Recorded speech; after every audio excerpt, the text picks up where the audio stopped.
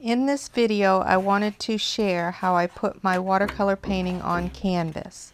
Using my flamingo flag painting for this project, which is size 11 by 15, I will be gluing it to a 12 by 16 canvas. Using a clean, dry paintbrush, I believe this one I got from Lowe's. It had been used quite a bit. I applied Puzzle Saver that I picked up at Dollar Tree. Since I never used this before, I wanted to apply it to the back of the painting directly onto the canvas, just in case it was going to ruin my painting. And this Puzzle Saver came with I believe a trowel, and I didn't want to use that, so I used the paintbrush instead. And I wanted to see how this would perform. I applied a generous amount and spread it evenly as possible.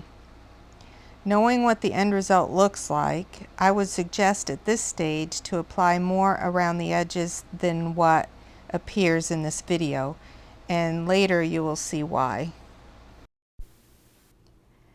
Where I live, it was so hot and the Puzzle Saver seemed to dry pretty fast, so I applied it as fast as I could, but it could have used more. So if you live in an area that's really warm, you might take that into consideration when you are applying the Puzzle Saver. Or you could just go ahead and use Mod Podge.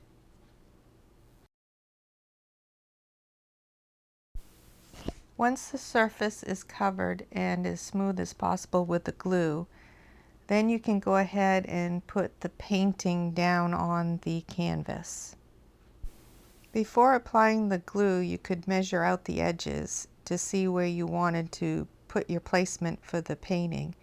In this instance, I just took the chance and went ahead and placed it and just eyed out my edges. Once it was placed, I turned it over and pressed down on the surface in the back to make sure everything was set, and then I let it set overnight.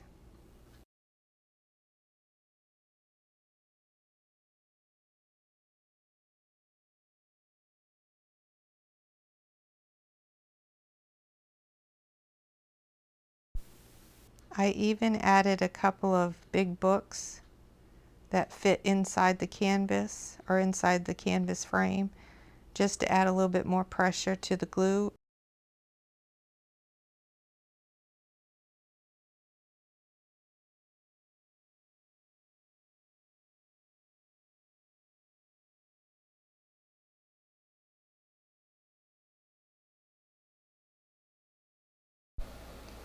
Once the glue dried overnight, I realized the edges did not set well, so I tried fixing it with the Puzzle Saver.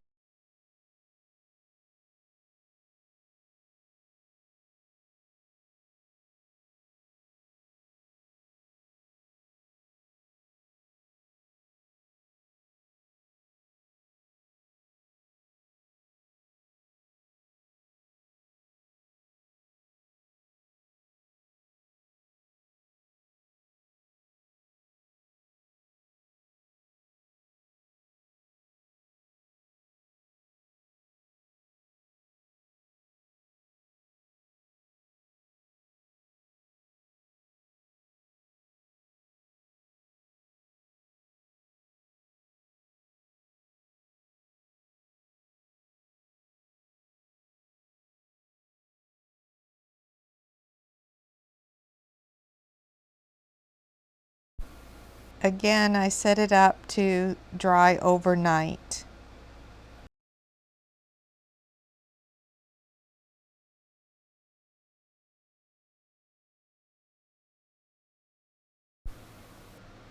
It was at this point that I realized that the Puzzle Saver was not a good choice to do over the front surface of the painting. The reason why was because when it dried at the bottom of the painting on the canvas, it left a really thick glue and you would not be able to see the painting. So I switched to the Mod Podge. I fixed a few more places that had some gapping in the edge and set that up to let it dry for a few hours, and then I came back to apply the Mod Podge over the surface.